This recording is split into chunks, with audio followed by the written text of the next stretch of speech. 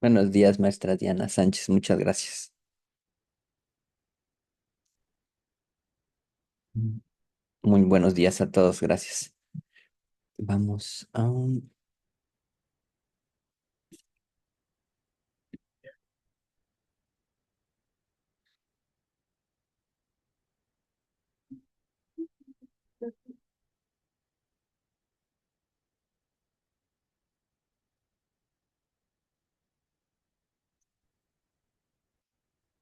Bueno, pues espero que hayan tenido una buena tarde el día lunes y el día martes, que tuvieron mucho trabajo y mucho esfuerzo. Ya vi que pues el 95% de ustedes han entregado sus trabajos. Estoy muy contento y muy agradecido por el esfuerzo.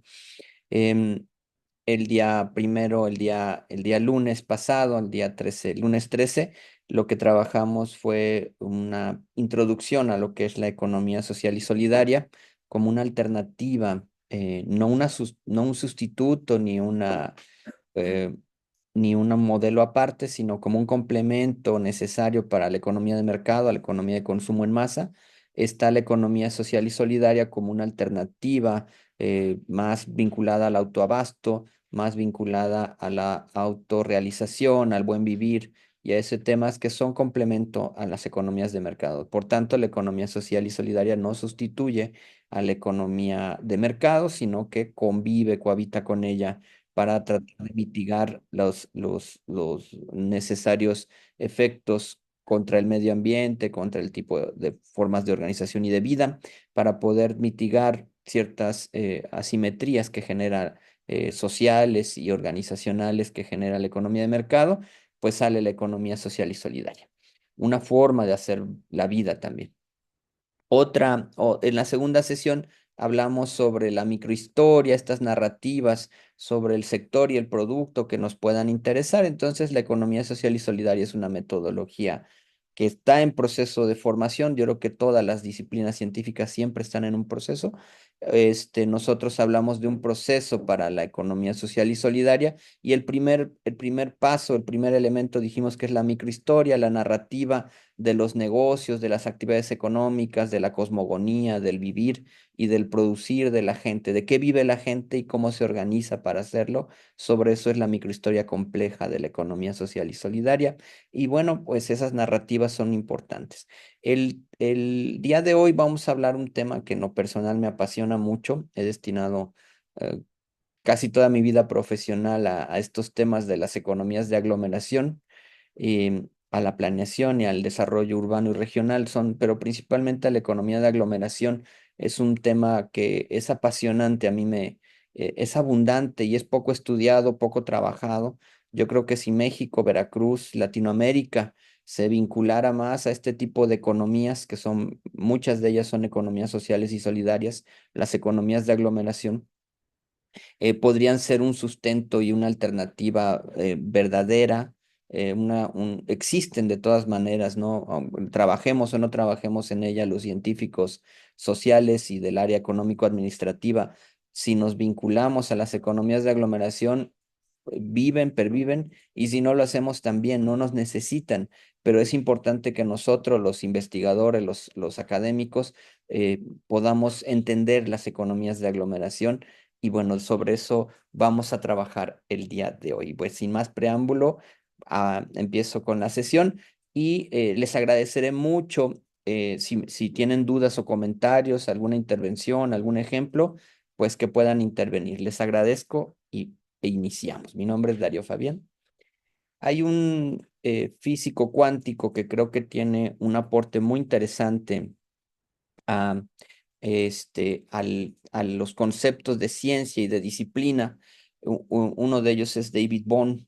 Él dice que la fragmentación es una ilusión de la mente. Nosotros para comprender las cosas fragmentamos, dividimos en grupos, tenemos una mente fragmentadora. La totalidad es una división, es una indivisibilidad permanente y tiene que ver con lo verdadero. La totalidad, esta visión de totalidad es importante que nosotros concibamos que si vemos una empresa, un negocio, una actividad económica, esa actividad no es ajena al entorno, sino que es parte de ese entorno. Y por eso la visión compleja y transdisciplinar son fundamentales en la ciencia moderna. La hiperespecialización es importante, no es que sea menos importante. Las operaciones de corazón, el combate al cáncer, esas aún son hiperespecialización científica y son muy importantes, muy favorables. Sin embargo, también es importante la apertura, la visión holística científica, ¿no? El holismo, no todos los holismos son científicos, pero es importante tener esa visión científica, holística e hiperdisciplinar al mismo tiempo. Es decir, son complementos, no son dos caras de una misma moneda, no son independientes y sobre todo trabaja mucho las economías de aglomeración, la visión de las economías de aglomeración. Antes de pasar directamente a la economía de aglomeración, aunque no es un tema directo de este profa, sí es importante hablar del espacio, del territorio y de la región. Estas tres visiones de la indivisibilidad del territorio es lo que ayer veíamos en Microhistoria con Luis González y González. Él habla del terruño. El terruño es donde la matria, es donde nosotros creemos y queremos, ¿no? Nuestra identidad está arraigada a un espacio y ese espacio, ese territorio está vinculado a a una cosmogonía de vida, a una forma de producción, a un vivir. La gente que vive en territorio cafetalero, en territorio que se dedica a la actividad ganadera o a la naranja o al azúcar, etcétera, etcétera. Existen tantas identidades como espacios y eso tiene tres dimensiones del conocimiento es lo holístico, el espacio como una visión, el espacio holístico tiene que ver con las concepciones Usted ideológicas. pone su audio, maestra. Sí, sí. Ah, bueno, para que yo le quite aquí. Como les decía, el espacio es una visión epistémica, filosófica de lo que es nuestro terruño, nuestra identidad. El territorio complejo tiene más que ver con una apropiación. Este es nuestro territorio, aquí es donde nuestra forma de hablar, nuestra forma de pensar, nuestras costumbres prevalecen, nuestra apropiación, eso es más que el territorio. Y la región es algo que se descubre, las montañas, montes, las características, la geografía que se descubre. Entonces tenemos lo que pensamos que es el espacio holístico, lo que nos apropiamos es el territorio y lo que descubrimos es la región. Esas tres dimensiones del espacio, del territorio y de la región, del terruño, de la matria, son importantísimas en las economías de aglomeración. Si no reconocemos el territorio, el espacio y la región, no tenemos esa identidad. Otro científico muy importante que hemos estado citando junto con Edgar Morán es Basarab Nicolescu. Como les decía, doctor honoris causa por la Universidad Veracruzana, ha trabajado muy de cerca con nosotros y hemos hablado estos temas con estos pensadores tan importantes a nivel global. Basarab Nicolescu dice que un solo y mismo nivel de realidad no puede sino engendrar oposiciones antagonistas. Él es, por su propia naturaleza, autodestructor si está separado completamente de los otros niveles de realidad. Para Basarab Nicolescu, basado mucho en Albert Einstein, las realidades son múltiples. Cada persona percibe, ve y entiende una realidad, la realidad de cómo se produce, de quiénes producen, de qué acontece en el territorio, es una realidad. La realidad de otra persona puede ser completamente diferente o complementaria, pero estas realidades hacen que sea necesaria diferentes puntos de vista. Cada realidad equivale a un punto de vista y por tanto es importante que se haga una revisión amplia de las diferentes perspectivas. Por eso la microhistoria es importante, por eso la economía de aglomeración es importante porque cada participante en el territorio tiene una visión. La ciencia se distingue disciplinarmente por lo general, pero se tiene una mejor perspectiva cuando hay diferentes disciplinas interactuando. La transdisciplina es no solo lo que dice cada disciplina, sino lo que hay entre cada disciplina. Lo que está entre las disciplinas es la transdisciplinariedad, dice Basarab Nicolescu. Ese puente que existe entre las disciplinas no es una u otra disciplina, sino que es algo nuevo. Y bueno, la hiperespecialización científica, dice Morán, es el pensamiento simplificante. Llega a ser incapaz de concebir la conjunción de lo uno y lo múltiple, ya que lo unifica abstractamente, lo anula la diversidad y por el contrario yuxtapone la diversidad sin concebir la unidad. Es decir, para Morán es tan importante la disciplina como la transdisciplina, la unidad y la diversidad. Este concepto que se llama unitas multiplex, donde los puntos de vista son importantes en individual, pero son más importantes en el conjunto. Y bueno, pero son importantes los dos, unidad y diversidad, diversidad y unidad. Esa visión filosófica es una noción epistémica y filosófica que está dentro de la economía social y de las economías de aglomeración.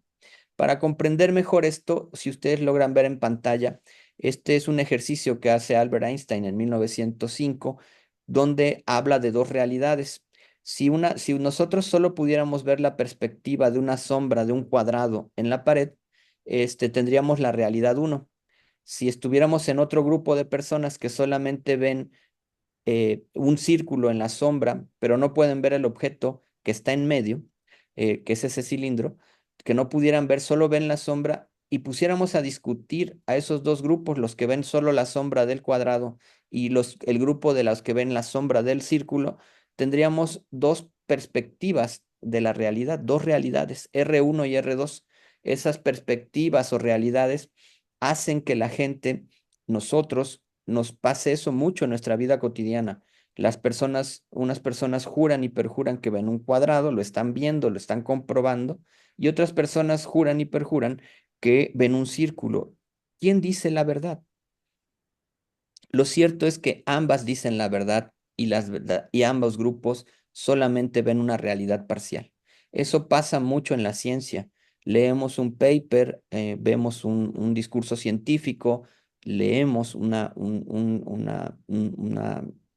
declaración, un manifiesto sobre ciencia y conciencia, vemos sobre esto y vemos una perspectiva, una realidad, pero pocas veces vemos múltiples realidades. Esta concepción es importantísima para la economía social y solidaria. La visión de uno no es la totalidad. De hecho, dice Edgar Morán que la totalidad es la no verdad. Aunque tenemos que aspirar a una visión totalizante, no podemos imponer nuestra visión totalizante a los demás porque eso es fascismo, es la no verdad. La no verdad es cuando solamente nos enfrascamos a una realidad, la nuestra, y no contemplamos las realidades de los otros. Muchas veces los investigadores, los estudiantes, vamos al terreno, vamos a hablar con la empresa, con las economías, con los artesanos, con los productores, campesinos o agropecuarios o ganaderos, etcétera. Vamos y llevamos nuestra realidad, nuestro punto de vista, y no somos capaces de ver la realidad de ellos. La realidad 2, la realidad 3, hay miles de realidades, pero bueno, muchas se parecen, entonces se van agrupando en realidad uno, realidad 2, realidad 3. Y esas diferentes perspectivas son lo que enriquece un documento, lo que enriquece una investigación, lo que hace que logremos mejor y mayormente nuestros objetivos. Esas realidades no es una sumatoria lineal. No es que sumando R1, R2, R3, no es que sumando la realidad uno a la realidad 2, la realidad 3 hasta la realidad N, podamos llegar a la verdad. La verdad es más que la suma de las realidades, pero nos aproximamos. Por tanto, entre mayor posibilidad de realidades podamos captar, entender y explicar, aunque sean contradictorias, mayor nos acercaremos a la verdad. Esto pasa cuando hablamos con diferentes empresas, con diferentes miembros de una empresa, cuando los familiares de una empresa familiar hay discusión, cambio generacional, diferentes puntos de vista. Estamos hablando de esta R1, R2. Esto es la teoría de la relatividad general de Einstein. Sobre eso se fundamenta, en la perspectiva, tiempo y espacio. Hay diferentes visiones espacio-temporales y en las realidades siempre existe eso. En nuestras facultades, en nuestros institutos de investigaciones, tenemos realidades diferentes y muchas veces nos cerramos a nuestra única realidad y no percibimos, ni somos sensibles, ni comprendemos las realidades de los otros y eso genera grandes divisiones en las organizaciones. El tema organizacional está permeadísimo por la teoría de la relatividad general, porque lo define. No puede haber una visión organizacional si no se toman en cuenta todas las realidades presentes.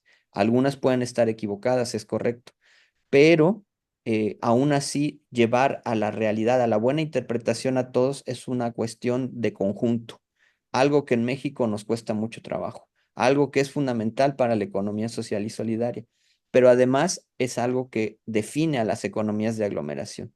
Los puntos de vista son el principio de una aglomeración no solo económica, sino también social. Esto se llama pensamiento, esto que acabamos de explicar de realidad uno, realidad 2, se llama pensamiento o espacio holístico. Este pensamiento o espacio holístico es una visión amplia. El espacio es algo orgánico, no es una máquina determinista, no es una secuencia como muchas veces quisiéramos que fuera, como un reloj de pared, que nos marca las horas exactas. La verdad es que el universo, nuestras formas de vida y de organización social son espacio-holísticas, es decir, tienen múltiples realidades, múltiples momentos, no son exactas y tienen contradicciones y errores. Y eso lo tenemos que entender y aplicar a nuestras prácticas profesionales, la visión de un espacio. También hay que considerar que nos apropiamos de esos momentos y de esos lugares, de, eh, eso se llama territorio complejo. El territorio es complejo porque hay una apropiación que muchas veces entra en contradicción con la apropiación de otros y de los conceptos de otros. Y bueno, saber el modo exacto. Imagínense, aquí cerca de Jalapa hay un pueblito que se llama Jico. En Jico producen mole y existen muchas empresas, hay una aglomeración de empresas. Ese es el territorio de Jico, digamos, muchas empresas que se dedican a la fabricación de mole. Y bueno, cada una tiene su propia receta, su propia forma, los elementos, los énfasis. Unos son más dulces, unos son más negros, unos son más rojos, unos tienen es más picante, uno es más dulce. Entonces, estas visiones sobre el sabor, el mejor sabor y más representativo del mole, es irreconciliable, afortunadamente. Y digo afortunadamente porque cada paladar, cada gusto es diferente. Y por tanto, en esa diversidad de recetas y de empresas que promueven cierto tipo de recetas y fórmulas para la creación del mole, nos sirve de ejemplo para comprender cómo el territorio en su diversidad hay una unidad intrínseca y esa diversidad intrínseca nos promueve y nos permite comprender y entender que esta diversidad es importante, ¿no? Hay una unidad en la diversidad y una diversidad en la unidad. Es el territorio de Jico, por ejemplo, y eso es la unitax múltiples de ese territorio complejo. Así podemos tener una mejor oferta, una mayor diversidad y un mayor mercado, una mayor cobertura de necesidades. La complejidad permite al territorio tener mayor oferta diversa y por tanto satisfacer más deseos y más necesidades que si solamente fuera hiperespecializado. No podemos concebir que nuestra hiperespecialización en JICO, en este caso, es solamente el mole, porque además hay diversidad de productos. Venden pan, venden dulces típicos regionales con las mismas características. Tienen una oferta gastronómica, hay turismo gastronómico, hay turismo de aventura, las cascadas, los paseos, el bosque. En ese sentido, es un territorio complejo, porque aunque tiene la especialización del mole, ese mole es diverso y además tiene diferentes atractivos, una cantidad de restaurantes que los fines de semana están llenos de visitantes desde el estado de Veracruz al de Puebla, llegan a este territorio y hacen que sea complejo y que las necesidades de muchos sean satisfechas en ese lugar. Está creciendo el alojamiento, ya no solo son visitas por un día, sino que son de fin de semana completo y empieza a haber más hoteles y más atractivos. Entonces, esa complejidad territorial hace que si el sector, el producto que caracterizaba a Jico, que era el mole, se vuelve complejo porque se relaciona con la gastronomía, con los dulces, con los restaurantes, con la oferta del atractivo del turismo ecológico de aventura, etcétera. Eso es la complejidad vista desde el territorio y vista desde la actividad que a nosotros nos es útil para la economía social y solidaria y en este caso para las economías de aglomeración. La aglomeración de restaurantes, la aglomeración de fábricas de mole que exportan hasta China, por cierto, a Estados Unidos en grandes volúmenes, a todo el territorio nacional. Se vende en los supermercados este pequeño territorio. Es sobre lo que estamos hablando al hablar de economías de aglomeración.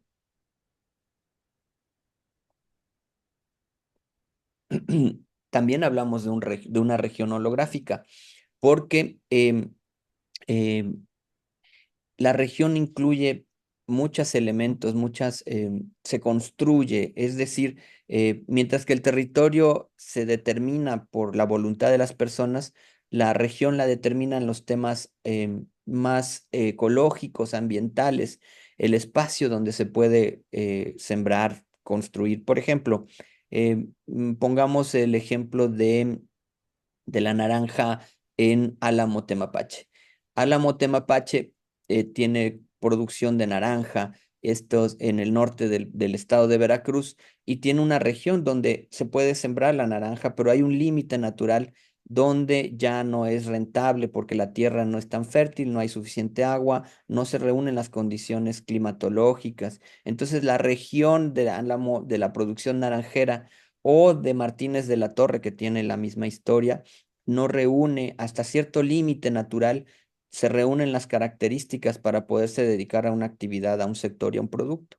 Y eso está determinado por factores naturales más que por la voluntad de las personas.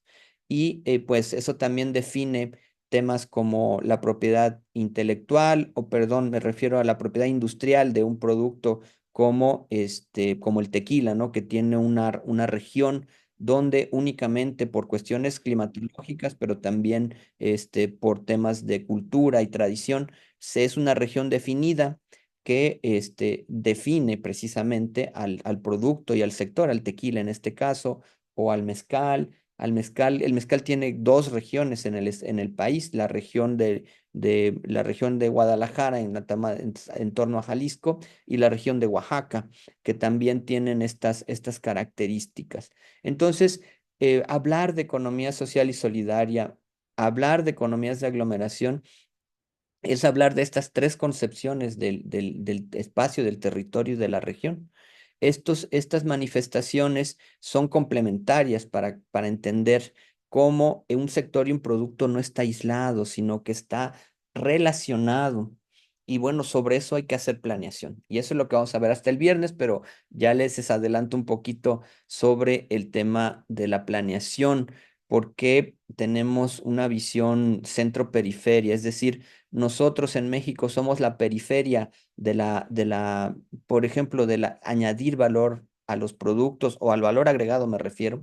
Este, Mientras que China es un gran proveedor de insumos, de maquinaria, de equipo, de todo lo que pueda imaginar del sector productivo, de las manufacturas, mientras China es un proveedor creciente, amplio. América Latina, México, Veracruz, somos una periferia en la que somos más que generadores, somos usuarios de la tecnología. Si ustedes ven en su entorno la silla donde se sientan, el escritorio, la computadora que usan, la ropa, los zapatos, el perfume, que la mayor parte de nosotros tenemos en este momento, casi todo viene de otro país, viene principalmente de China, especialmente si es electrónico, o viene de Asia, o viene de Alemania, o viene de Estados Unidos. somos periféricos a esa producción. La economía social y solidaria plantea que debemos de ir como objetivo disminuyendo esa dependencia de lo que vestimos, de lo que comemos, de lo que usamos y dejar de ser una periferia y empezar a ser más autosuficientes. Mucho del maíz que comemos yo soy un amante de las tortillas, mucho del maíz, casi el 90% del maíz que consumimos en México viene de Chicago, de Illinois, de Estados Unidos. Entonces, nuestra cultura, nuestra tradición, somos el pueblo de maíz por excelencia. Aquí se desarrolló, gracias a los aztecas, se desarrolló, se domesticó al maíz, se creó realmente la milpa, que era pequeñita en estado silvestre, y a raíz de la selección natural de los aztecas, se pudo desarrollar el maíz grande, este maíz que hoy hace muchos productos de nuestra gastronomía. Y bueno, ahora no somos nosotros los que lo producimos. Mucho del agave que utiliza la industria agavelera de Guadalajara, en todo entorno a Jalisco, mucho ya viene de Estados Unidos, porque también vieron que la gran demanda de tequila a nivel global, pues es un negocio para los productores norteamericanos. De esta manera, un plan que entienda estas diversidades, un plan que entienda esta posición periférica de México y de Veracruz, nos permite superar este retraso productivo, este retraso industrial. Y las universidades, les digo, les he comentado las sesiones pasadas, son importantísimas para poder hacer este cambio, esta evolución. Porque con la planeación podemos superar el subdesarrollo, esta palabra que tanto no nos gusta. La teoría ha evitado esta palabra del subdesarrollo y la ha utilizado como en vías de desarrollo. Países que llevan décadas tratando de en vías de desarrollo, pues la verdad es que estamos subdesarrollados. No tenemos, entre más tengamos dependencia de lo que comemos, de lo que tomamos, de lo que vestimos, de lo que utilizamos para trabajar, maquinaria, equipos de cómputo, eh, mientras más dependamos de otros países que nos abastecen de estos insumos, más subdesarrollados seremos. La economía social y solidaria, las economías de aglomeración buscan revertir en poco o en mucho estas dependencias, este subdesarrollo, y tratando de producir internamente lo que dependemos de otras naciones. Para eso, nosotros en economía social y solidaria tenemos las economías de aglomeración. Las economías de aglomeración son en general pequeñas y medianas empresas que se agrupan y son capaces de competir con grandes empresas. No es que en México sea lo único. En Italia, la economía italiana, que es una economía importante, un poco la economía alemana, la economía española, son ejemplos que viven de las economías de aglomeración. Pueblitos que se dedican, un territorio, una región, un espacio geográfico que se dedican a la producción de muebles, de autos, de ropa. Y bueno, en México hay muchísimos, en Veracruz hay muchísimas economías de aglomeración. Aquí en el altiplano veracruzano, en Alto Tonga, hay gran cantidad de maquilas, muy parecido a lo que hay en Puebla, y llevan décadas existiendo, o sea, muchos años. Naulinco, que hace zapato, lleva también 500 años, más de 500 años existiendo este pueblo zapatero. Tenemos tradición de aglomeración económica, existen diferentes aglomeraciones económicas que serían capaces de autoabastecernos en gran medida, si no todo, una parte de lo que necesitamos para nuestra vida cotidiana, pero no tenemos esa visión educativa y empresarial, no existe esa visión en el gobierno, no existe esa visión en nuestros empresarios. Y no existe una estrategia real, un plan real para trabajar las economías de aglomeración y las economías sociales y solidarias en México. Todavía estamos en ese proceso de poder desarrollarnos a través de este tipo de economía. Y bueno, las economías de aglomeración existen de muchos tipos. Una que nos va a ser muy útil es el tema de las cooperativas. Otras son los distritos industriales, otros son los clústeres, y bueno, hay infinidad de economías de aglomeración, pero estas tres cooperativas, distritos industriales y clústeres, son muy importantes porque tienen muchos métodos, técnicas y ciencia ya desarrollados, y hay otras que se dan de manera natural. Ahorita las vamos a ver todas ellas. Vamos a ver primero qué es un distrito industrial porque es el que más se parece a América Latina. El clúster es más anglosajón, tiene que ver más con algo que se impone, que llega al territorio como el Silicon Valley o el Tromsø Science Park. Esos son desarrollos y que no existían tradicionalmente, pero los distritos industriales tienen tradición, cultura, es lo que se ha venido haciendo siempre en el territorio. Existen mucho en España, en Italia, en Francia. Este tipo de distritos industriales es una economía de aglomeración y bueno, son generalmente pequeñas y medianas empresas, mientras que el clúster son grandes empresas. Por eso vamos a ver con más énfasis a los distritos industriales. ¿Cómo se genera desarrollo económico con fundamento o con base al distrito industrial? Con especialización productiva, asociatividad, cooperación y competencia, con innovación. Se hacen estos distritos, es otro tema que vamos a ver. Vamos a ver un ejemplo de un clúster del salmón en Chile, una aglomeración económica en México y aquí en Veracruz, que es Naulinco. Vamos a ver Monteblanco en temas de muebles y vamos a ver La Joya en Acajete, Veracruz, como ejemplos de aglomeraciones económicas.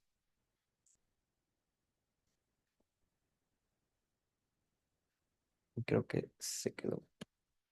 Bueno, ¿qué son los distritos industriales? Estos se han encontrado en la teoría, existen desde mucho antes, son incluso desde el medioevo, o desde la colonia, existen aglomeraciones económicas en América Latina, pero fueron empezados a estudiar en cerca de 1890, casi en 1900, por Alfred Marshall, este economista tan reconocido, tan importante, padre del neoliberalismo, por cierto, del liberalismo económico.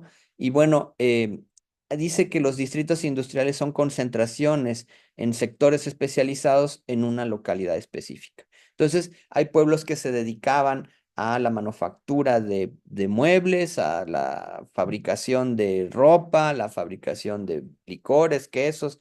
Hay cierta especialización en un sector o en un producto y que eso es importante porque es de lo que vive la gente en la localidad y es importante porque con ello intercambian para obtener otros bienes y servicios, dice Alfred Marshall. Él estudiaba en Inglaterra, en el Reino Unido, estos distritos industriales.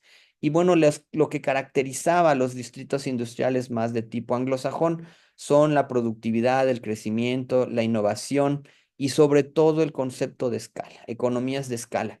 Es decir, producir una unidad de ropa, una unidad de autos, una unidad me cuesta cada vez menos si yo voy produciendo más.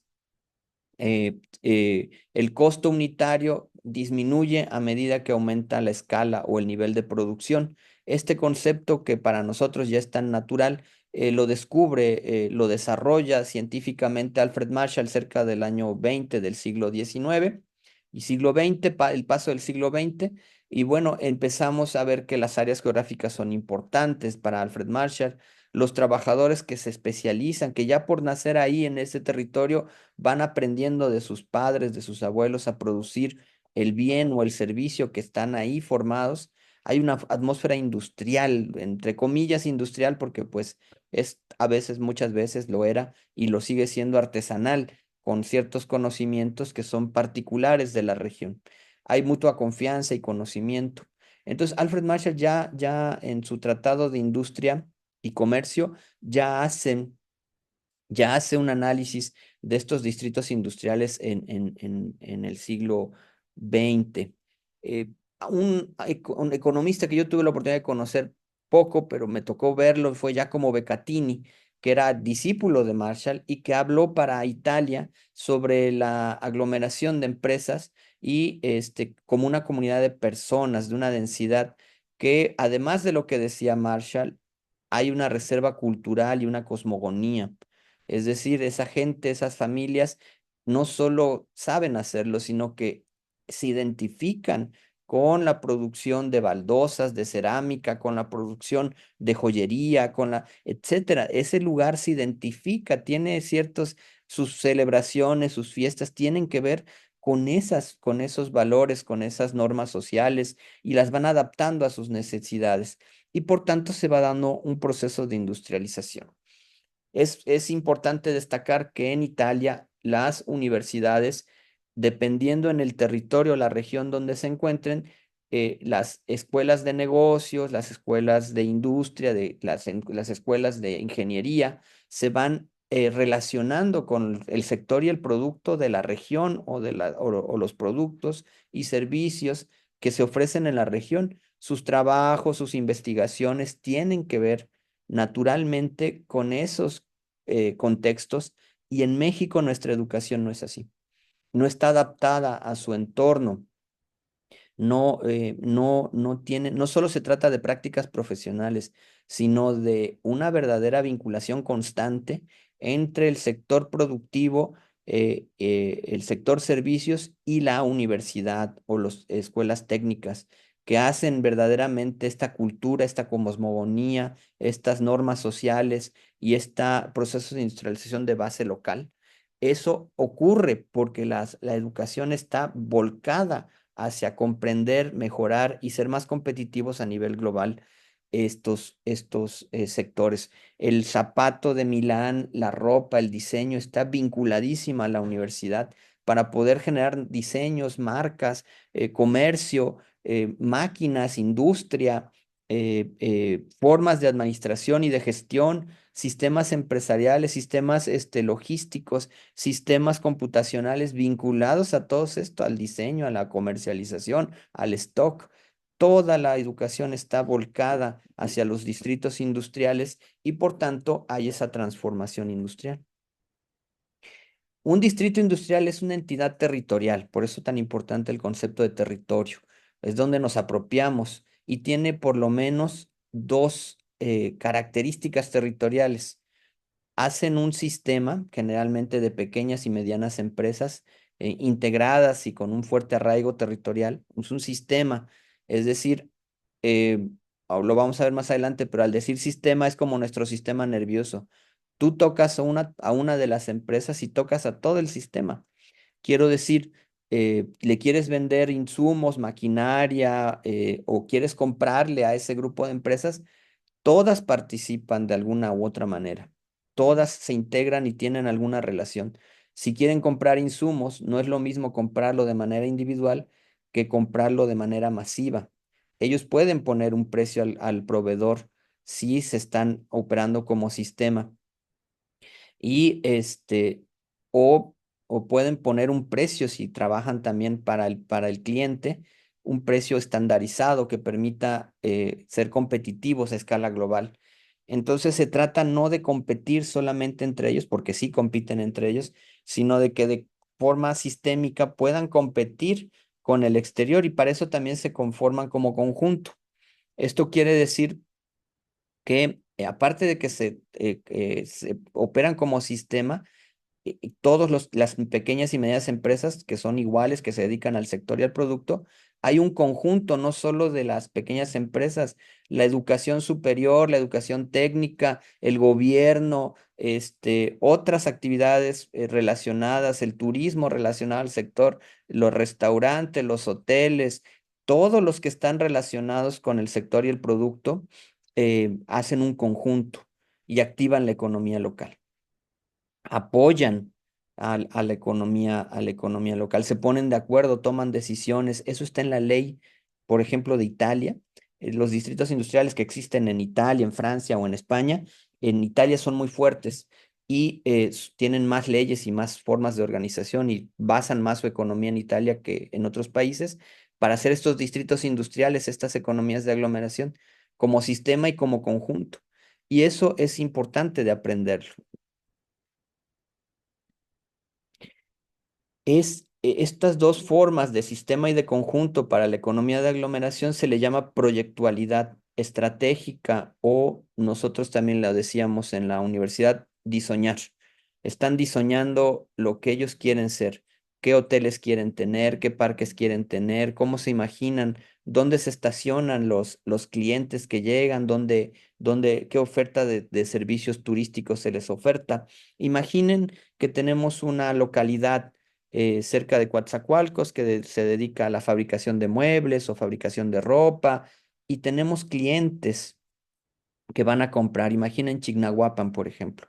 Estos clientes van en una temporada a comprar ropa, esferas de Navidad o van a comprar alimentos embutidos para consumo propio o para la reventa. Van a comprar estos insumos y necesitan pues un lugar donde llegar, necesitan un lugar donde comer, a veces donde dormir, necesitan un paseo para hacerlo más atractivo. Entonces, esta visión de sistema y de conjunto hacen que haya una proyectualidad, de ello deriva el plan. Si no comprendemos qué relación hay como sistema entre las pequeñas empresas, si no comprendemos que otras instituciones lo apoyan, entonces no hay una economía de aglomeración y no se puede desarrollar un plan estratégico, porque pues para llegar tiene que estar la carretera bien, tiene que haber seguridad pública, seguridad social, tiene que haber bancos, tiene que haber cajeros automáticos, tiene que haber una gran cantidad de ofertas que hacen que la economía de aglomeración sea atractiva. La gente que viaja a Chignahuapan, a esa economía de aglomeración, a comprar esferas, tiene en mayor o medida eso. Los que van aquí a La Joya, a los restaurantes aquí en Las Vigas de Ramírez, o los que van a Tasco Guerrero a comprar plata joyería, ellos tienen hoteles, restaurantes, atractivos turísticos, atractivos culturales, festivales. Entonces, el sistema y el conjunto funciona. En Europa es mucho más desarrollado esto. Bueno, cuando vamos a comprar vinos a Querétaro, a lo mejor damos un paseo, pero hay gente que va a comprar para sus restaurantes, para sus hoteles, para sus cadenas o para sus empresas grandes, van a comprar a estas empresas y necesitan esos atractivos, necesitan esta visión de que la economía local le ofrezca un incentivo de aglomeración.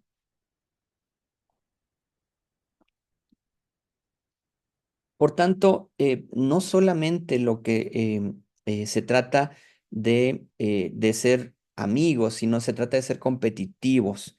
Es decir, hay relaciones para poder comprar insumos, para poder vender, y hay organización para poder fabricar, para modernizar una máquina, para modernizar un diseño, para generar una oferta nueva del bien o del servicio, del licor, de la comida, etcétera, del producto.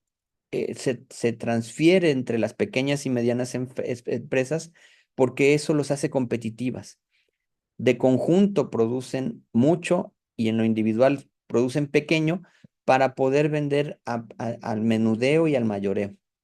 Y bueno, esta se hace de manera, una concentración geográfica.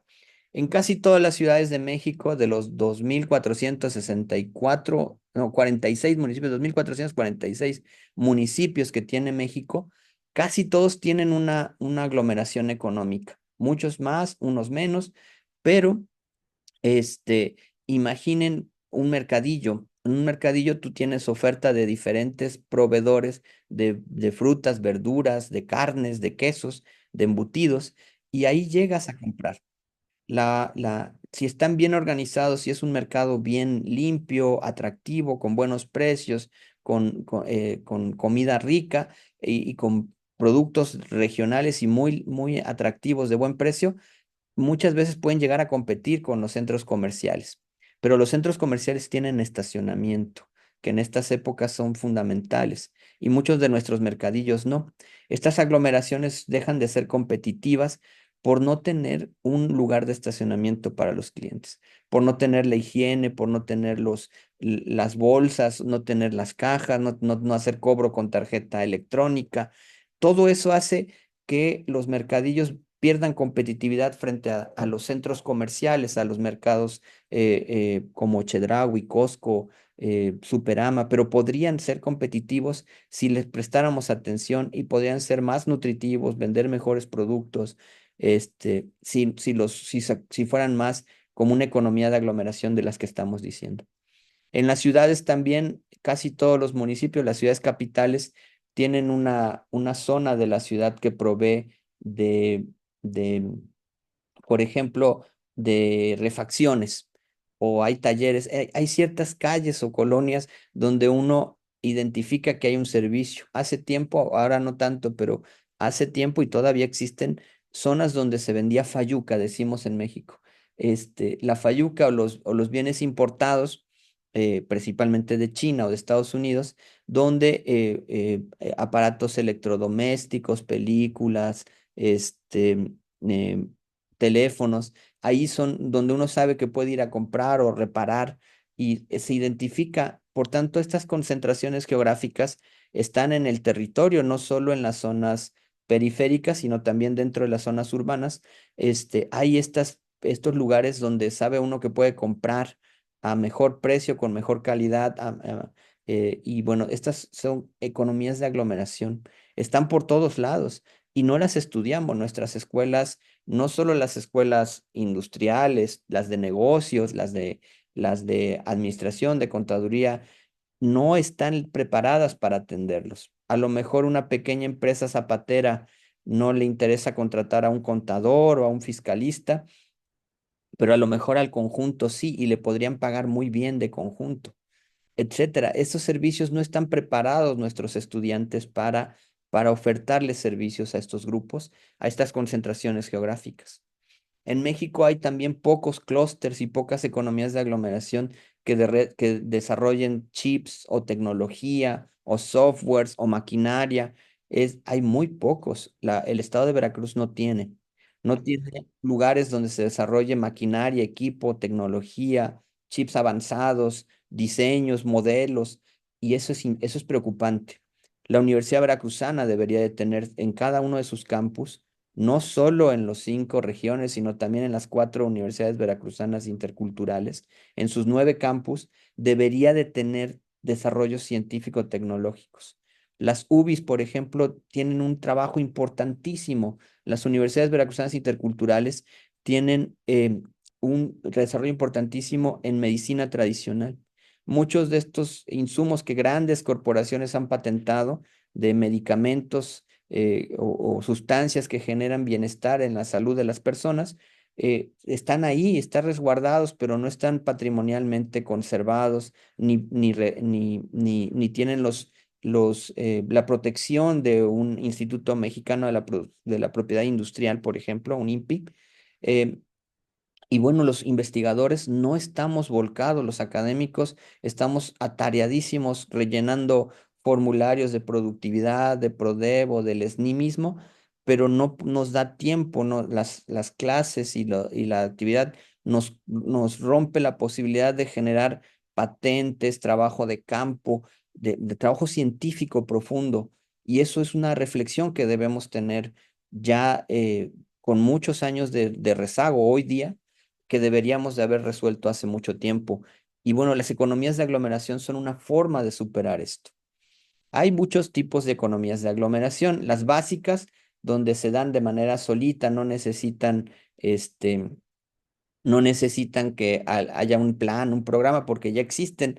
Por ejemplo, cuando Pemex se pone, cuando alguna empresa como un ingenio azucarero se pone, y tiene otras empresitas que le hacen servicio de mantenimiento, servicio de transporte, que le dan de comer a los trabajadores, se hacen economías de aglomeración. Alrededor de esa empresa grandota se aglomeran un montón de empresas chiquitas, y eso es un tipo de aglomeración básica. Otro tipo de aglomeración básica, una aglomeración económica básica, son cuando algunas empresas se benefician de estar juntos. Por ejemplo, la maquila, la maquila de Chihuahua, la maquila de Tamaulipas, donde se hacen aparatos electrónicos, autos, o en Nuevo León principalmente autos, o en Tamaulipas ropa, o en Baja California, donde se hacen principalmente en Tijuana, donde se hace electrodomésticos y ropa también. Esos están juntos, esas empresas pues les ayuda proveer, como lo hacen las aglomeraciones, tener esa oferta, tener esa mano de obra capacitada que ya sabe trabajar en maquila, estar ahí, y pues ahí se agrupan y se aglomeran.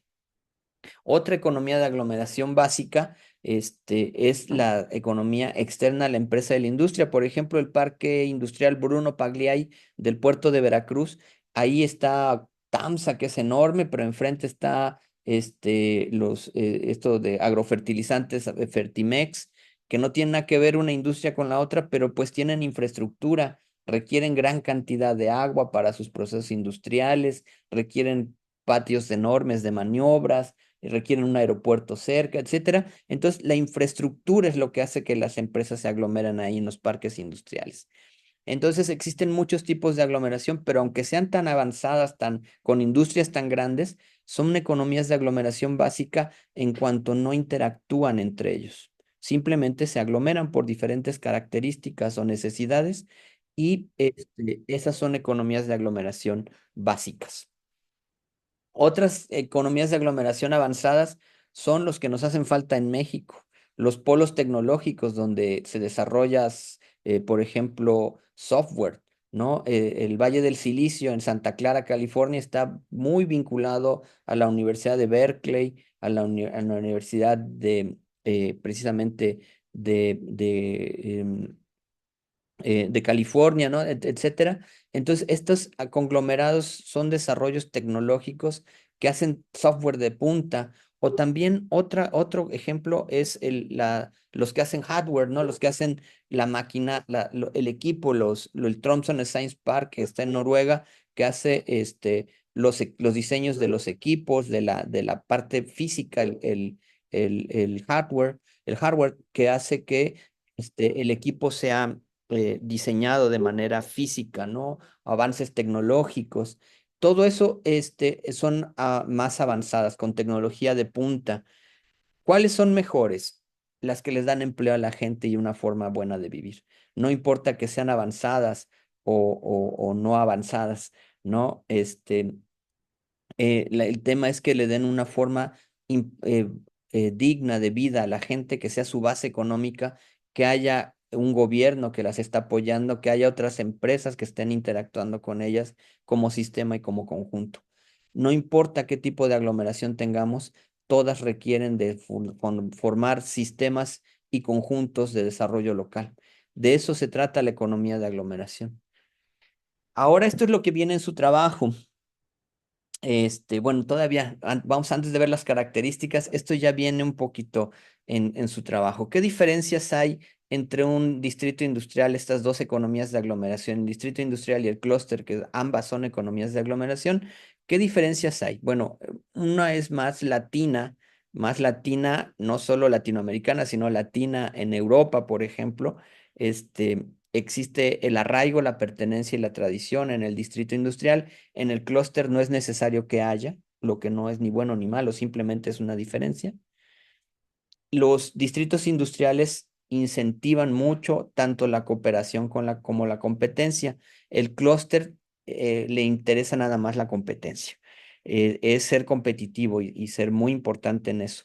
La cooperación le da apego, trabajo colaborativo, eslabonado horizontalmente para proveerse en la cadena o para abastecer a otra cadena sin desmedro de la individualidad. O sea, la cooperación y la competencia en el distrito industrial son muy importantes, juntas. Incluso hay un concepto que se llama competencia, así tal cual, competencia en el distrito industrial, que permite que colaboren, que sean productivos, las localidades, los pueblitos.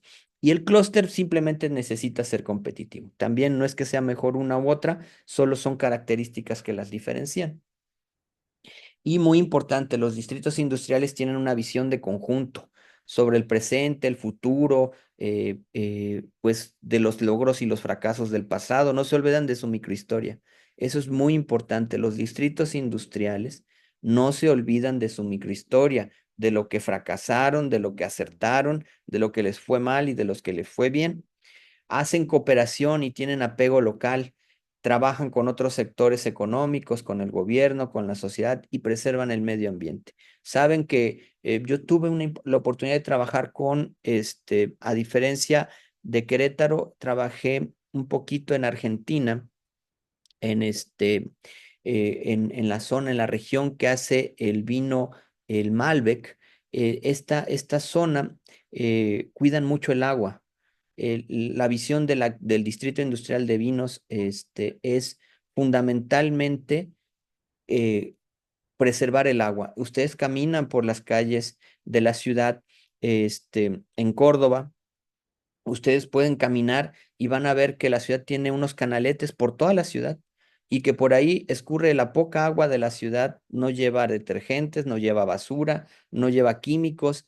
El agua circula por en toda la ciudad, lo poquito que cuando lavan la cochera, cuando lavan, como es una zona sumamente árida, esa agua baja y río abajo, después del pueblo, de la ciudad, que es una ciudad grande, llega, perdón, en Mendoza, Argentina, estoy hablando de Mendoza, llega a los cultivos ya después de un proceso de purificación, que es poco porque va muy limpia el agua, llega a los cultivos de vino. La gente se dedica al vino, sabe que necesitan el agua para poder hacer vino y que es mucha la demanda de agua de los viñedos y por tanto el producto, el sector, la sociedad, el gobierno están vinculadísimos a la preservación del medio ambiente para que llegue agua y puedan sobrevivir y vivir bien, porque se vive muy bien en Mendoza aún hoy, a diferencia del resto de Argentina, mucho por la base económica que tienen vinculada al Malbec, al vino Malbec,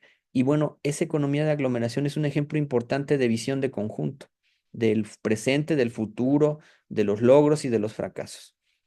Entonces, distrito industrial y clúster son diferentes por cuestiones más que nada socioeconómicas, más culturales, porque el clúster es más anglosajón y el distrito industrial es más latinoamericano.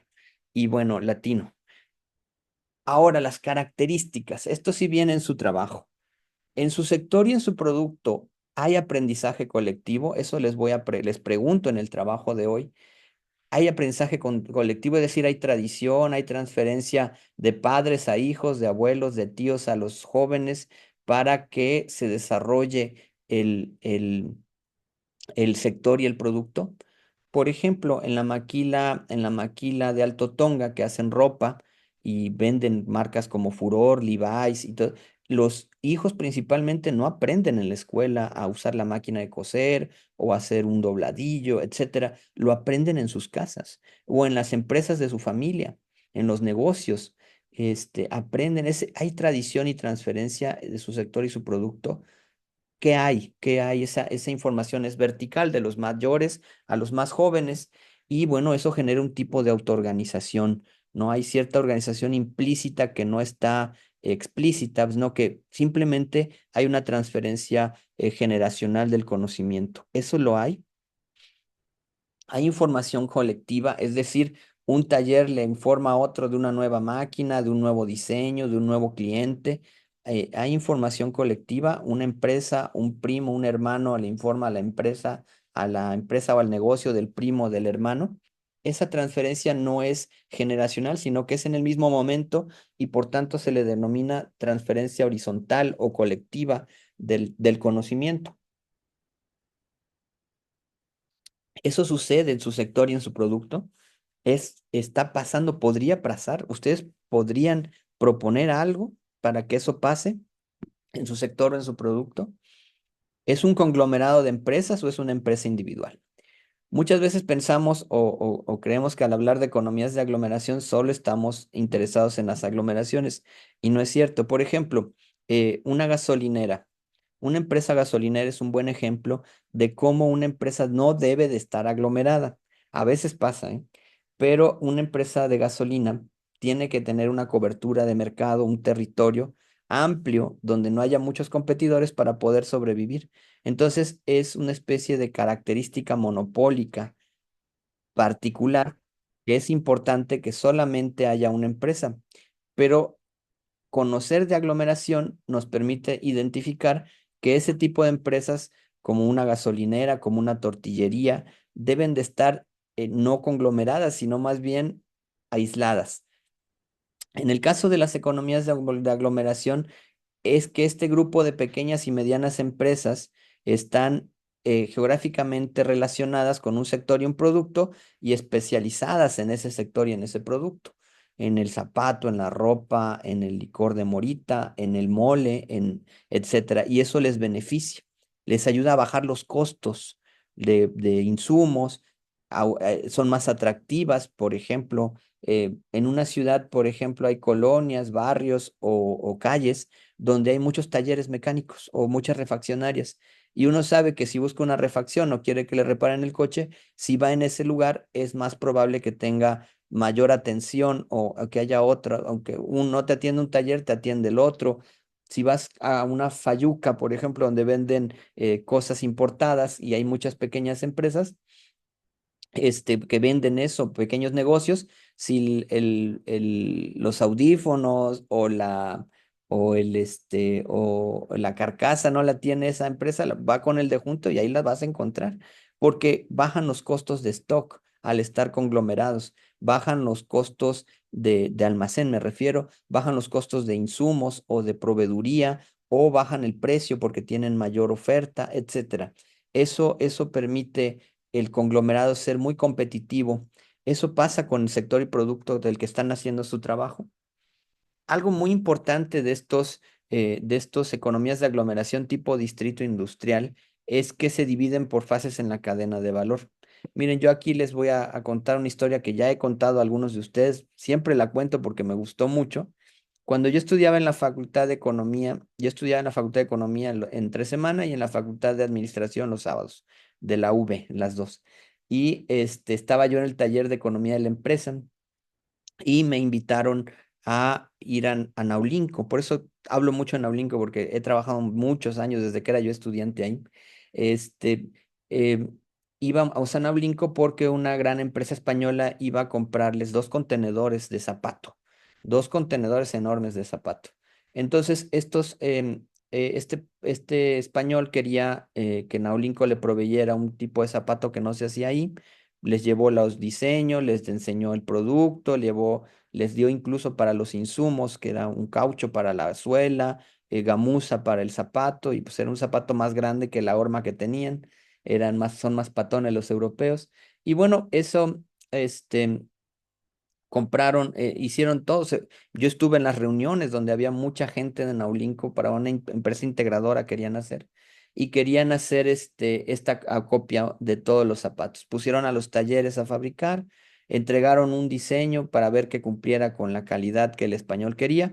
Llamaron a un zapatero que es de los mejores, hizo el zapato completito y le pareció excelente. Contrataron, les dio un adelanto, 50% de adelanto, y en 3 meses le iban a entregar los miles de zapatos que le tenían que entregar. Hubo división en fases en la cadena de valor. Según ellos es lo que llaman cooperación. Mexicanos, nosotros llamamos a eso cooperación. Y cuando les pedimos trabajos del curso a estudiantes, eso hacen. Tú haces tu parte, yo hago mi parte, cada quien hace una parte. Entonces, eso hicieron los naulinqueños. Hicieron zapato, cada quien iba a producir un taller 100 zapatos, otro taller 100, 200, de acuerdo a su capacidad.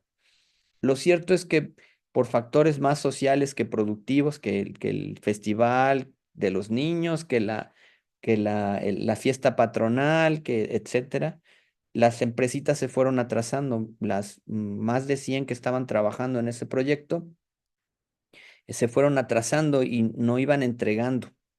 Entonces, cuando fue la primera revisión, el español les dijo: oigan, están muy atrasados, no van a entregar. Nos dimos cuenta que SEDECOP, que fue la Secretaría de Desarrollo Económico de Veracruz, que fue quien convocó, ya no aparecía en las reuniones. Nos dejó como Universidad Veracruzana, el taller de economía de la empresa nos dejó ahí solos. Este, También luego nosotros no podíamos aparecer tampoco mucho porque éramos observadores, no éramos actores. Y bueno, empezaron a pelearse entre ellos y al final no entregaron el zapato completo. No tuvieron la oportunidad de entregar toda lo que requería. Los primeros zapatos fueron fabricados con una calidad, los últimos con otra, pero no solo eso. Acuérdense que son talleres diferentes, entonces no estaban preparados para abastecer de una misma calidad. Y bueno, realmente no lograron eso. Fue una experiencia en el año finales del año 99, mediados del año 99 del siglo pasado, cuando yo era estudiante. Y bueno, eso pasó. Y bueno, me tocó en esta cuestión de divisiones por fases en la cadena de valor, ya estando estudiando el doctorado en Italia, me tocó ir a Montebelluno. En Montebelluno la misma historia. Llegó un japonés, es real, no son cuentos, es la vida real que me tocó a mí experienciar, vivir. Fíjense que llega un japonés a Montebelluno, Italia, y se ponen de acuerdo para producir zapatos. Lo mismo, una cantidad muy grande de zapatos, unos containers. Las empresas italianas lo que hicieron es, en ese sentido de fases en la cadena de valor, hicieron que los talleres menos experimentados, las empresas menos experimentadas, hicieran el corte de la piel. Las siguientes empresas, las medianamente experimentadas, hacían el armado y las últimas, las más experimentadas, hacían el hormado. Entonces, mientras que en Naulinco producían cada quien hacía sus zapatos, en Italia cada empresa hacía un momento a la semana. Así si un taller pequeño se atrasaba, un taller grande lo apoyaba y terminaban el volumen de la semana y todos entraban, ¿no? Y conforme más trabajaban, más les pagaban. Y así el zapato por semana se iba terminando. Terminaron los meses que se requirieron para hacer el abasto del zapato, lo vi varias veces, y entregaron no solo en tiempo y forma, entregaron con la misma calidad heterogénea, con una prontitud y una calidad excepcionales, y todo por saberse organizar cooperativamente. La aglomeración económica dividida por fases en la cadena de valor hace que sean competitivos. Eso lo deberíamos de trabajar en las organizaciones. Debería de ser una forma que operamos en la Universidad Veracruzana, un modelo ya establecido de calidad y de competitividad, pero estamos lejos de ello. No podemos llevarlo a las economías de aglomeración porque no lo hacemos ni en nuestra propia casa, y lo digo de una manera autocrítica. Ese caso de los productores de calzado en, en, en, en, en Italia y en México es muy característico y muy definitorio. Su sector y su producto para su trabajo podrían trabajar de manera cooperativa, deberían hacerlo en la cadena de valor.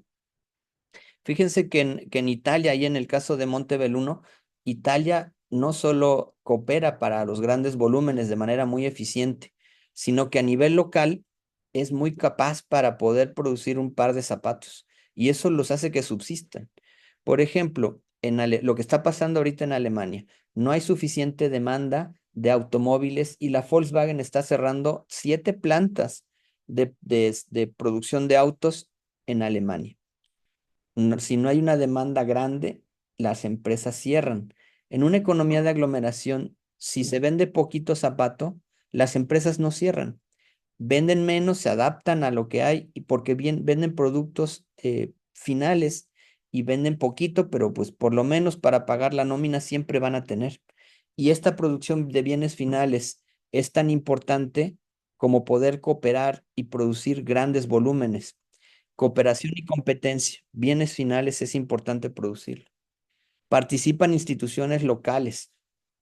Hay apoyos comunales, regionales, públicos, privados, educación, banca local de crédito, hay becas, las instituciones están volcadas al sector y al producto porque de eso viven. Si es el vino, el prosecco, que es un vino muy rico, espumante, un vino blanco espumante, italiano muy característico.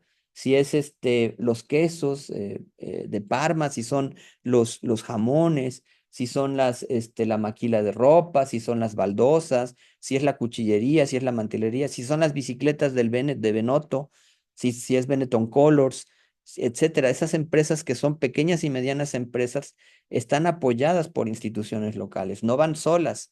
Tienen crédito, tienen apoyos, tienen educación, tienen formas de vida que les apoyan. Eso es deseable que las economías de aglomeración tengan. Tienen la fiducia, dicen ellos, la confianza. No hay tanta tramitología. ¿Cómo podemos pedir que las empresas no sean densamente burocráticas o tramitólogas, como decimos, o burócratas simplemente, si nuestras propias universidades y nuestros procesos son tan burocráticos. No hay confianza en lo que hacemos. Muchos de los negocios de los italianos se fincan en bares, en restaurantes y en cafeterías. Grandes negocios, compras, ventas, transmisiones de conocimiento, de diseños, se hacen en la vida cotidiana. No está parte la vida productiva no está separada de la vida personal. Simplemente, y no es que sean amigos, saben cooperar hasta con quienes no se llevan. Una cosa es cooperar y trabajar juntos y otra cosa es ser amigos. Y en ambos casos es importante la confianza. La confianza, y eso es algo que tenemos que trabajar en nuestras organizaciones en México. Si no lo podemos hacer desde la universidad, no va a pasar en el sector productivo. También tienen otras formas compensatorias de organización. Las organizaciones en estas aglomeraciones tienen clubes, cooperativas, gremios, clubes deportivos, principalmente de fútbol, del calcio, ¿no? Los italianos, los españoles también, el fútbol es importantísimo. Son flexibles laboral y productivamente. Es decir, aquí les ponía el ejemplo de la Volkswagen en Puebla. Si la Volkswagen en Puebla cierra, se quedan miles de personas sin trabajo. Si en un pueblo, en una economía de aglomeración, este, eh, cierra una empresita en Naulinco, gracias, cierra el negocio, las otras siguen estando ahí y los trabajadores se pasan a esa otra empresita. Esa flexibilidad laboral es importante, pero además ese trabajador lleva conocimiento productivo de clientes, lleva diseños, lleva información que es importante que se transmita en las economías de aglomeración y es productivo. También tener un buen proveedor, un buen cliente, es la flexibilidad que se requiere en esos a nivel local y global. Tienen relaciones en común con competidores y con proveedores. Es decir, no, los competidores de aglomeración, estas empresas aglomeradas, eh, eh, saben que tienen una fuerte competencia con estas economías de aglomeración y los proveedores saben que no pueden imponer el precio, que tienen que negociar el precio. Los compradores y los proveedores saben que con las economías de aglomeración tipo distrito industrial se negocia, no se imponen. Y en México todavía estamos muy lejos de eso. Hay encadenamientos hacia adelante y hacia atrás, se apoyan pues a veces, muchas veces en México también pasa que el principal financiador de las pequeñas y medianas empresas, de los negocios pequeños, es el proveedor. Y eso pasa en los distritos industriales, pero de una manera muy ventajosa. Aquí no necesariamente, pero el principal financiamiento que tienen son los propios proveedores en México y en las economías de aglomeración europeas. Tienen mucha reputación colectiva, las patentes, las denominaciones de origen, miles de patentes también trabajadas con la universidad, con los sectores productivos. Eso hace que los distritos industriales tengan sus denominaciones de origen de los patines, de esos patines en línea, no se pueden producir ni en China ni en Estados Unidos si no le pagan a los distritos industriales italianos lo que les toca por haber diseñado esos patines de rollerblades en línea. Y bueno, eso es importante que también tengamos el Made in. Tienen una proyectualidad consultada y dialogada, es decir, no solo lo que dicen las pequeñas y medianas empresas, sino también los restauranteros, los hoteleros y los otros sectores, el gobierno, la educación, tiene la pentahélice, de ahí viene mi idea de pentahélice, esta visión compartida de poder hacer un plan de desarrollo que no solo es sobre el sector y el producto, sino es de cómo viven en la localidad, cómo deben vivir. Esas características que acabamos de ver son las que ustedes van a dialogar, tratar de entender. Les pusimos ahí un texto donde viene esto, pero además van a tratar de explicar para poder ver como una propuesta, si no existe en su sector y en su producto de estudio, cómo lo trabajarían. Desde la universidad es muy importante que lo hagamos. Hay Otro tema que tienen las economías de aglomeración, que es la innovación que es la transformación productiva. Es decir, los distritos industriales cada vez más pasan de fabricar el producto a fabricar la maquinaria y el producto que se requiere para hacerlo, y eso es muy importante que pase. Los naulinqueños en el zapato llevan cientos de años haciendo zapato y todavía no producen sus propias máquinas. Hacen adaptaciones de las máquinas, pero no las producen. Y eso es interesante que las universidades, los institutos no tengamos, no les ayudemos en hacer diseños, en innovar los sistemas de administración y de gestión, que no les ayudamos a mejorar la maquinaria, los sistemas de comunicación o los sistemas de administración. Están especializados productivamente en sectores cada vez más dinámicos. Los sectores de la economía social y solidaria son los sectores no dinámicos, ¿eh? La comida, la ropa, la vivienda, el transporte son sectores poco dinámicos porque retornan la inversión con mucha lentitud. Se invierte y tarda en retornar la inversión. Los sectores dinámicos son pues el financiero, los temas de inversión financiera más que nada, la bolsa, etcétera. Estos son más, los distritos industriales se enfocan más a sectores que retornan con menor prontitud la inversión, pero también son menos arriesgados, ¿eh? Son de menor riesgo. Y bueno, la asociatividad, la cooperación y la competencia son importantísimos para la realización de un distrito industrial, de una economía de aglomeración que sea exitosa. La cooperación público-privada, que también en México está en pañales. Este, hay economías de aglomeración dedicadas a la salud, por ejemplo, y en México existen, solo que no se trabajan. Ustedes conocen la delegación, bueno, ya es la municipalidad de Tlalpan en la Ciudad de México. Ahí existen más de 17 hospitales de alta especialidad. Muchas personas de todo el país vamos a la Ciudad de México a atender a algún familiar, a nosotros mismos, a esa zona, porque hay una aglomeración de hospitales de alta especialidad. Mucha gente viaja de México a Houston para atenderse o de las del país a la ciudad, a la municipalidad de Tlalpan. Y bueno, Veracruz, imagínense si tuviéramos una aglomeración de hospitales en las regiones donde la Universidad Veracruzana tiene escuelas de medicina. Esas aglomeraciones serían muy exitosas. Viajarían. El sistema médico de México, el costo por servicio médico es de la quinta parte de lo que cuesta en Estados Unidos.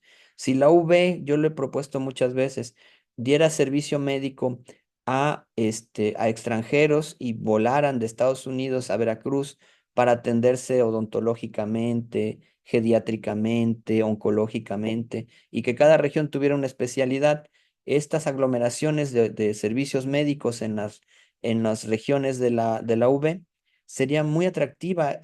Necesitaría de administradores, de contadores, de ingenieros que modificaran, mejoraran los equipos médicos, pero estamos lejos de generar eso, no porque no podamos o porque sea muy caro, porque no nos organizamos como lo hacen los distritos industriales, ¿no? El zapato con una forma de distrito industrial, la ropa, los alimentos, los servicios públicos, si trabajaran como economías de aglomeración, serían exitosos en nuestro país.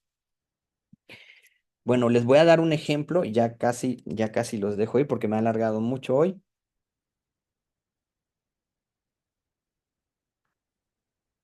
Les voy a dar un ejemplo, uno que me tocó vivir a mí cuando estudié en Chile. Yo hice mi maestría en Chile y mi doctorado en Italia. Y bueno, este fue en la maestría, fui a trabajar con la aglomeración de productores, bueno, era una aglomeración de pescadores, una caleta de pescadores, dicen en Chile, en la 10ª región de los lagos, muy al sur, ya llegando casi a la Patagonia está la 10ª región, la de los lagos, en Puerto Montt. Ahí había pescadores. Antes de los años 90 no existía el salmón en Chile. No existía, se trajo unos alemanes y unos noruegos, trajeron a los grandes lagos este salmón, pero bueno, el salmón nace en agua dulce, cuando llega a la adolescencia se traslada al mar, crece, se desarrolla y para reproducirse regresa al agua dulce. Y los lagos pues no se conectan al mar. Entonces, mecánicamente todavía hoy día lo hacían en camionetas, así como en rotoplas y camionetas, llevaban los salmones adolescentes de los lagos al mar, pasaban por la cordillera y llegaban al mar, los desarrollaban y bueno, ya allá los sacrificaban y algunas los regresaban para la reproducción. Todavía hacen eso y todavía son, pasaron de ser en 1990 no existir el salmón a hoy día en pleno siglo XXI, en la segunda década, casi la tercera década del siglo XXI, estamos con el país mayormente competitivo en la producción de salmón, siendo siendo una actividad que no existía en Chile, ¿no? Es el mayor productor de salmón junto con Noruega. Este, el salmón, que es un pariente de la trucha es una actividad muy importante en una localidad de 180.000 habitantes. La producción, les dije, en 1990 inició, hoy día es uno de los mayores productores a nivel global. Las exportaciones de Chile son de las más importantes. Hay más de casi 40.000 personas trabajando en este clúster. Este clúster es muy particular porque tiene un poco de clúster y tiene un poco de distrito industrial, porque no existía el salmón, fue impuesto para ser competitivos, pero había pescadores que sabían manejar muy bien los tipos de peces que había en la región. Y bueno, los principales mercados son Japón, Estados Unidos, la Unión Europea. Latinoamérica un poco, yo soy un fanático, cada semana compro salmón. Saben que cuando era estudiante era más barato el salmón que el pollo allá. Entonces, como estudiambres, compraba yo el salmón. Y bueno, ahí Chile tiene junto con Noruega el mercado. Hoy día Chile es el más importante a nivel global, pero siempre desde 1990 ha sido muy importante en la producción. Se aglomeran estas empresas que hacen salmón, lo maquilan. Hay quienes se encargan del manejo de los alevines, de los pececitos del salmón. Hay quienes los reproducen, hay quienes los mantienen sanos, hay quienes los manejan en estanques dulces de agua dulce, hay quienes se encargan de engordarlos, hay quienes los llevan al mar, hay quienes los trabajan en el mar, hay quienes los cosechan y los, eh, los empacan, hay quienes los venden en el mercado. Entonces, hay una cadena productiva muy grande de más de 40.000 personas trabajando en pequeñas y medianas empresas que se dedican al salmón, piscicultores, empresas proveedoras, servicios de apoyo, están bien organizados, hacen de la economía local un proceso. No existía, eran pescadores pobres, hoy son microempresarios relativamente ricos. ¿Por qué les platiqué el caso del salmón en Chile? Porque en Veracruz tenemos muchos, la mojarra tilapia allá en la región de Coatza es fundamental, o la trucha acá en la zona de montaña donde estoy yo, este, es fundamental. Aquí la UB tiene un centro de investigación, un lugar de investigación en cerca de Jico Viejo, Matlalapa. Hay muchas pequeñas empresitas que se dedican a la producción de trucha, de la trucha arcoíris, de esta trucha. El agua fría es su principal actividad, es prima hermana del salmón. La UB tiene un campo donde siembra esto lo ha perdido, lo tiene ahorita sin trabajar. A mí me tocó trabajar un poco en él y el proyecto llegó con campesinos de la región, no conocían, no comían la trucha, aunque existía en el río, pero ellos son campesinos. De hecho, este proyecto empezó con dos nutriólogas que fueron a trabajar en temas de desnutrición con la comunidad de Matlalapa. Ahí tenemos una casa de la UB y llegaron a Matlalapa a trabajar con los niños desnutrición porque era un poco grave el problema y encontraron una solución, llamar a los biólogos, decirles que pues para que hubiera más proteína y más omega 3, pues aprovechar el río y que los niños y los adultos pudieran poner una granja y lo lograron. Pusieron una granja, fue un trabajo transdisciplinar, biólogas, antropólogas,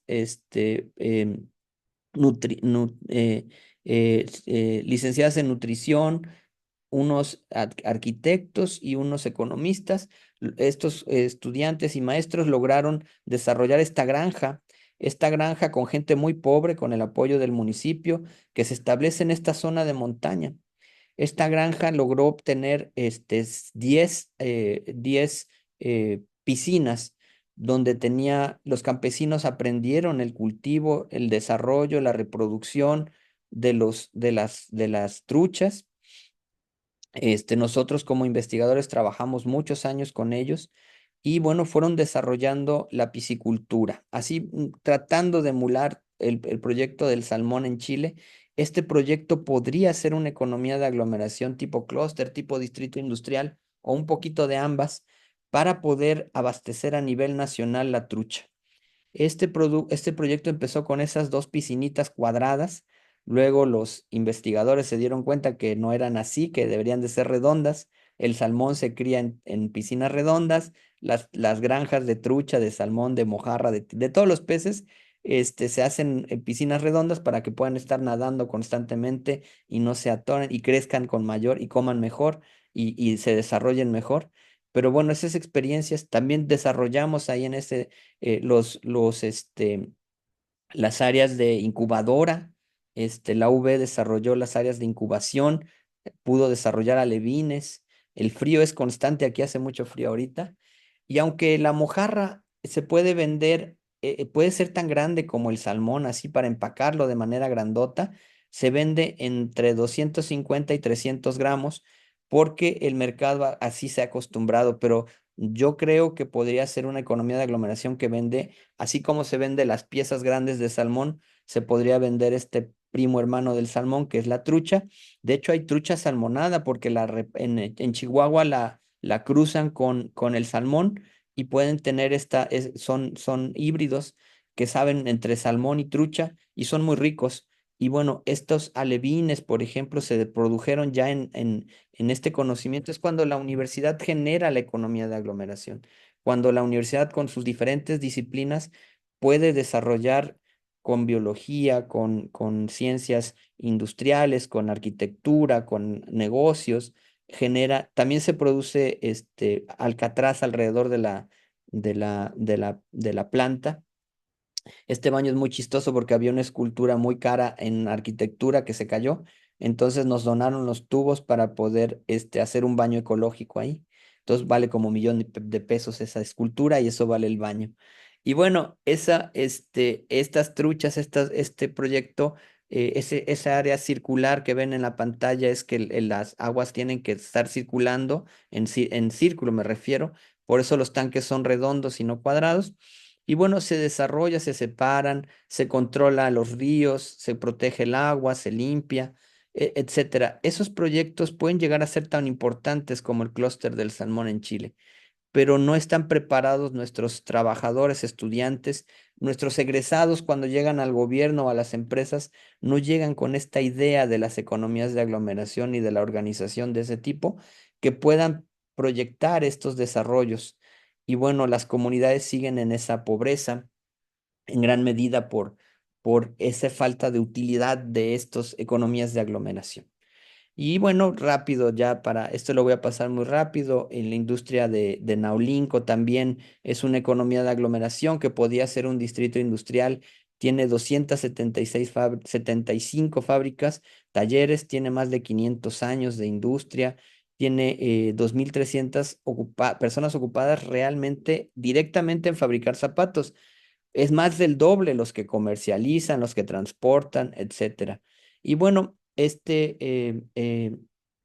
Naulinco es muy importante a nivel global, pero ha perdido la posibilidad de ser tecnológicamente relacionado, volverse un distrito industrial.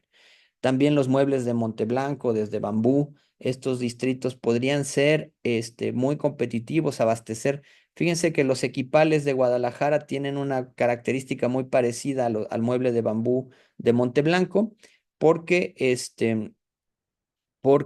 en los hoteles y en los restaurantes se utilizan estos muebles. En ciertas cadenas, los Holiday Inn, por ejemplo, tienen estos equipales en los lobbies. También algunas cadenas de alimentos, me parece que Sambors en alguna de sus sedes, abastecen, estos pueblitos de Equipales abastecen a grandes cadenas. Eso podría pasar también con estas aglomeraciones de productores de bambú, de muebles de bambú, pero no hay quien lo haga. No hay especialistas en esta área y bueno, no hay organización, no hay producción, no hay distribución y no hay consumo. Lo mismo para los quesos de La Joya, de Acatlán, de Miahuatlán, de Jesús Carranza. No existen estas economías de aglomeración y no se trabajan. Ahí hay una bibliografía que les dejo para que puedan verla. Y bueno, a grandes rasgos y muy rápido, esto también lleva muchos meses trabajarlo. Esas son las economías de aglomeración y bueno, son formas de organización que buscamos que ustedes emprendan, comprendan y bueno, tal vez no sea el centro de su actividad económica, pero que las conozcan es importante para que podamos impulsar, trabajar o cooperar de alguna manera con ellos.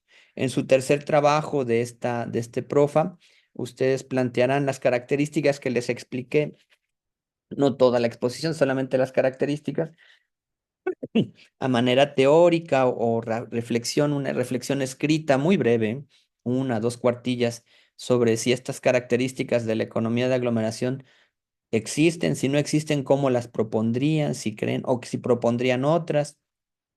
¿Cómo aplicarían estas características a su sector y a su producto? ¿Qué propondrían?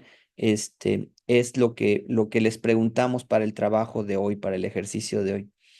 No sé, por mi parte sería cuánto. No sé si alguien quiera hacer comentarios, sugerencias, dudas.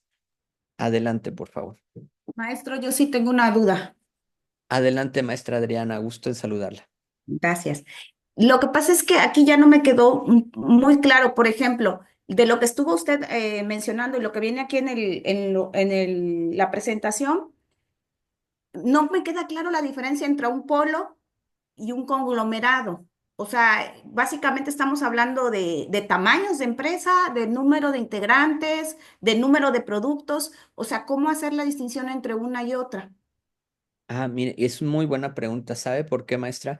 Porque todas polos de desarrollo, distrito industrial, clúster, cooperativa, todas son economías de aglomeración. Teóricamente caen dentro de estas características, de esta categoría, ¿no? Todas son economías de aglomeración, un polo. Pero un polo de desarrollo normalmente tiene algo que lo define, por ejemplo, un polo de desarrollo tecnológico, el Tromsø Science Park. Ellos se dedican a ciencia y tecnología de software o el Silicon Valley, o ciencia y tecnología de hardware. No importa si son grandes o pequeñas empresas, los polos normalmente están relacionados con ciencia y tecnología, con logística de última generación. Es como lo de innovación. Entonces, como polo, se entiende a la economía de aglomeración vinculado a la tecnología, no importa el tamaño de las empresas.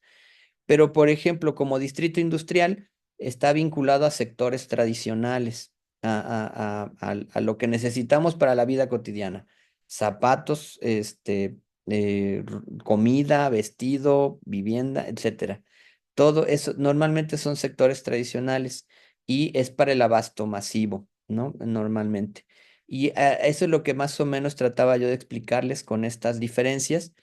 Las cooperativas, por ejemplo, están más enfocadas al ahorro y al consumo en México, por lo menos legalmente, y tienen un énfasis, pero en general todas son economías de aglomeración. Y en la práctica, maestra, que esto es lo más importante, se ocupan técnicas de clúster, de polo, todas se mezclan conforme convenga a la aglomeración que estamos estudiando.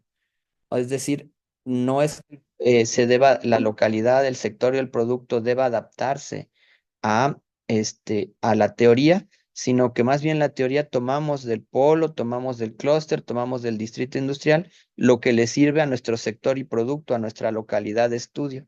No sé si me expliqué, maestra. No tengo una respuesta para eso. Dime si te puedo ayudar con otra cosa. Perdón, Ok, se me por activó ejemplo, aquí la... No te necesitas disculpar.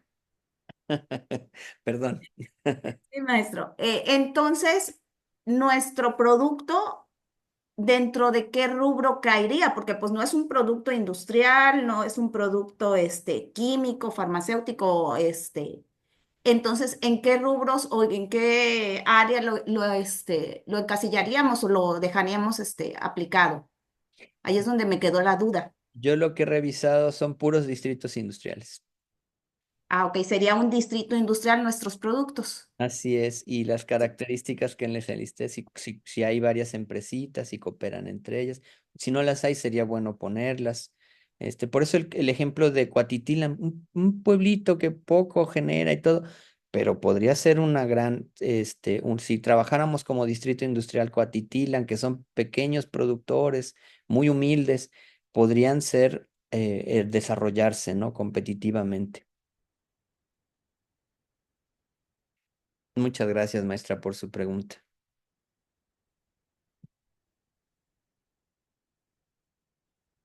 No sé si alguien más, algún compañero o compañera quisiera comentar, preguntar.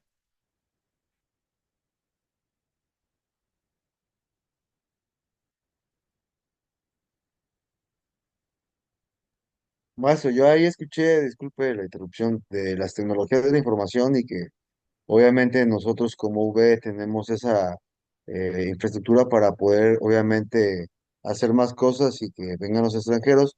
Yo, por ejemplo, ya ve que dije que lo del ULE, pues ya ve que Brasil es ahorita, pues latinoamericamente está repuntando lo que es el ULE, entonces podemos hallar revistas para obviamente complementar lo que estamos haciendo y obviamente pues enfatizar obviamente aquí a nivel Veracruz Sur, que es uno de los más importantes, que nada más es Veracruz, Chiapas y Tabasco, hasta donde tengo entendido.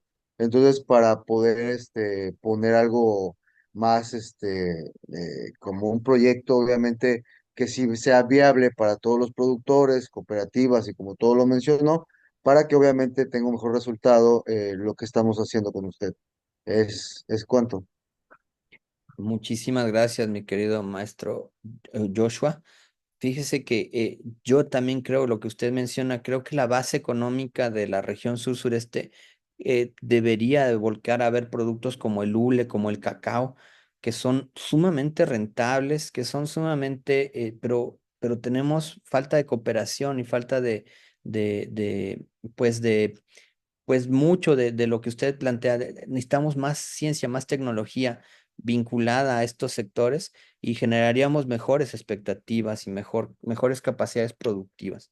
Sí, yo creo que si ustedes dan un vuelco ahí, hay una revista de Acerca, de Claridades Agropecuarias de Acerca, que habla sobre lo que, de lo que usted dice, pero es un poquito vieja, yo la tengo, pero la tengo impresa, no sé si la voy a buscar porque va a ser importante buscar, si la puede encontrar ahí, habla sobre el hule precisamente, y en la región sur-sureste de Veracruz, Chiapas y Tabasco. Correcto.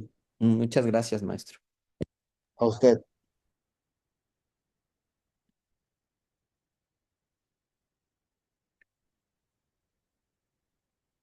No sé si hay alguna otra comentario, pregunta, sugerencia.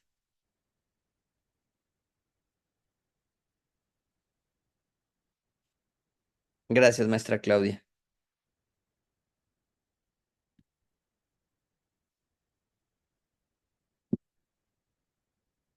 Bueno, nosotros ya empezamos con la revisión de sus trabajos. Estoy muy contento con lo que vienen haciendo y esperamos que no rompan el ritmo porque les estamos pidiendo mucho, pero también les será retribuido, ¿no? De verdad que sí. Les agradezco mucho su atención. Estamos en contacto y bueno, mañana nos vemos para la penúltima sesión y ya, espero que les haya gustado esto. A mí me apasionan las economías de aglomeración. Podría pasarme semanas hablando con ustedes de ellas, pero este profa es una introducción nada más. Así que ojalá, a grandes rasgos les sirva. Les vamos a dejar el video de la sesión. Ya tienen los dos anteriores. Y bueno, ahorita van a tener también por cualquier duda. También tienen bibliografía recomendada ahí que ya habla de cada uno de estos elementos, pero básicamente son las características del distrito industrial las que van a trabajar en sus documentos y en su sector y en su producto. Les agradezco mucho y me despido por ahora. Gracias. Gracias.